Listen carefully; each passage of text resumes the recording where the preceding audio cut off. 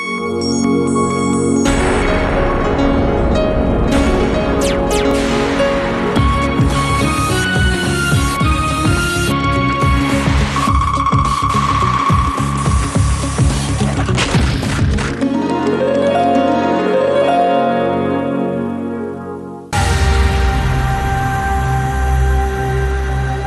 প্রথম প্রতিষ্ঠা বার্ষিকীর বিশেষ অনুষ্ঠান সংবাদ সারাদিনে আপনাদের সবাইকে জানাই স্বাগত।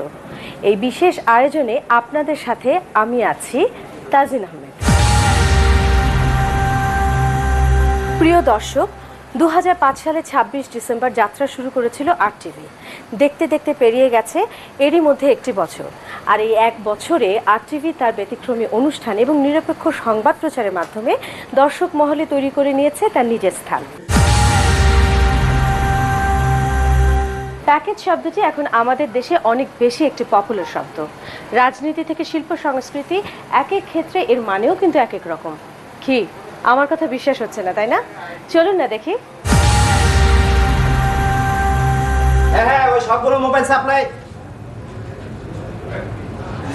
কি বললেন?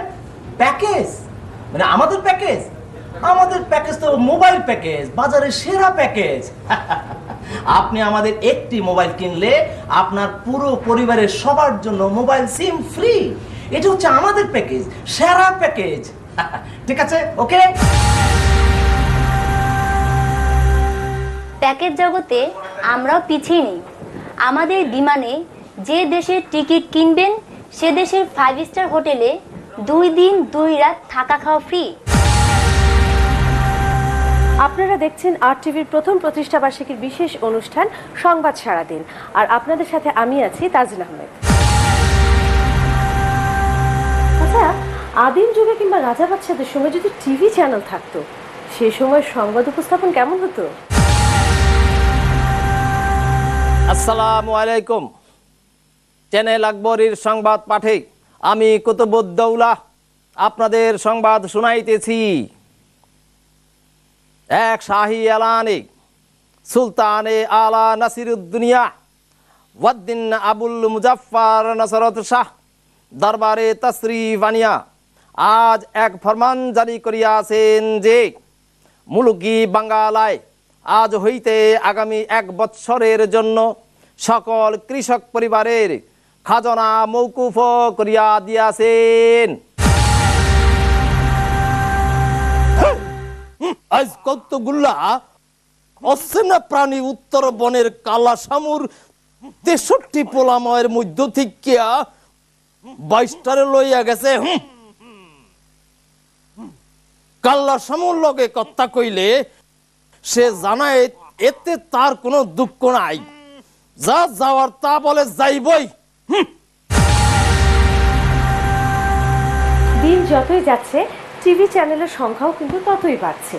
হতে পারে এমন একটা সময় আসবে যখন প্রতিটি জেলা কিংবা এলাকা ভিত্তিকও চ্যানেল হবে। আসসালামু আলাইকুম। মুই আব্দুল আলী আমাকে আজকে সংবাদ পাঠ করিয়া শুনাইতে আছি।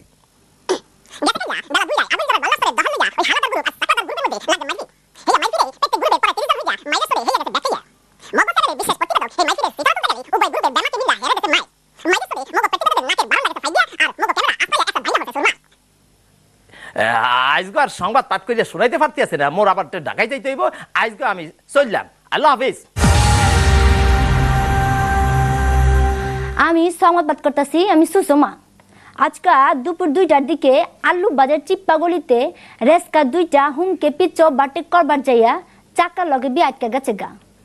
রেস্কালারা রেস্কা থুইয়া হাউক ক্যাচার বি বাজায় দিলে পুরা চিপ্পা গলিতে জ্যাম লেগে যায়। এক পর্যায়ে ওই ক্যাচার থেকে ঠেলাঠেলি, তারপর হাতাহাতি, তারপর ঘুষাঘুষি বি শুরু হয়ে গেলে পুরা মহল্লা ব্যাবা ঘিঞ্জি চিপ্পা গলিগুলা জ্যাম লেগে বি বন্ধ হয়ে যায় গা। পরিশেষে মহল্লা ব্যাবাক মুরব্বীরা বি আয়া এই মহাগাঞ্জাম থেকে মহল্লাবাসীর মুক্ত করে। আমার আজকে বিয়ার দাওয়াতের সময় গেছে গা, কালকে খবর কমনে। আচ্ছা, আল্লাহ হাফেজ। নোয়াখালী বরের সর্থন আঙ্গ এক হর্তিনিধি সংবাদ হারাই যে এক মাইয়া হলায় তার স্বামীরে হিসাব দি হিডাই শীত করি হালাইছে। ঘটনার বিবরণে হকাশ মাইয়া হলার স্বামী অন্য অনেক মাইয়া হলা লগে হেতে হিরিত করত। ওই মাইয়া হলা তার স্বামীরে কবার করে সতর্ক করে দিয়েছে যে তারে ছাড়া অন্য কোনো মাইয়া হলা লগে যেন হাতে হিরিত না করে। কিন্তু স্বামী তার স্ত্রীর কথা কান না দি গ্রামের ব্যাগ যুবতী মাইয়া হলা লগে হাতে হিরিত করতেই থাকে।